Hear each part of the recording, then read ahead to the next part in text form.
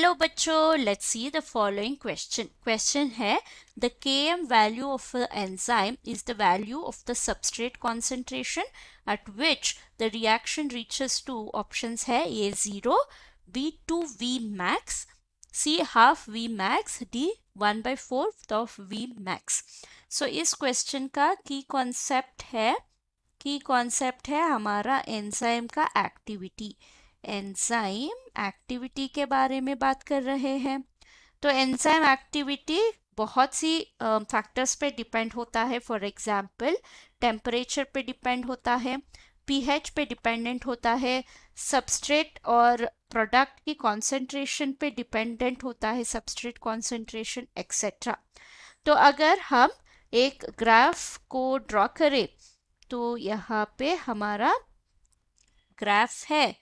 तो यहाँ y axis में हमारा रेट ऑफ रिएक्शन होगा, रेट ऑफ रिएक्शन, और x एक्सिस में होगा हमारा सबस्ट्रेट का कॉन्सेंट्रेशन, सबस्ट्रेट्स कॉन्सेंट्रेशन होगा।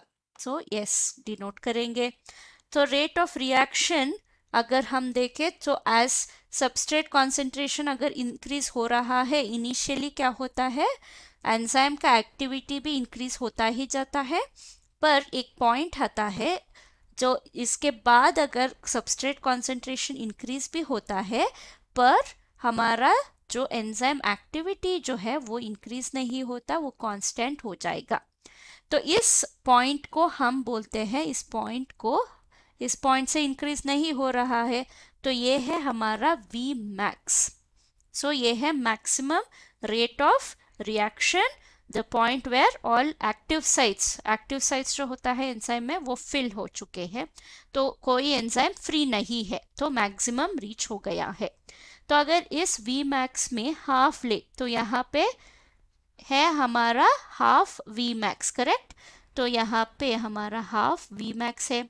So half of the enzymes जो है वो फ्री होते हैं, half of them will be occupied. तो अगर हम इस V मैक्स को यहाँ पे लाइन ड्रॉ करें और यहाँ पे एक्स एक्सिस में सबस्ट्रेट का कॉन्सेंट्रेशन मार्क कर ले तो इस पॉइंट को हम Km बोलते हैं। तो Km को हम कैसे डिफाइन करें? Km एक वैल्यू होता है जो सबस्ट्रेट कॉन्सेंट्रेशन डिपिक्ट करता है। सो Km है हमारा सबस्ट्रेट कॉन्सेंट्रेशन at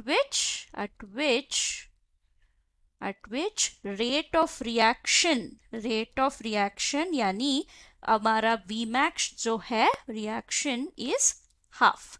सो क्या होगा, Km is equal to half of Vmax होता है। तो हमारा आंसर है option C. Hope you have understood the concept. Thank you and all the best.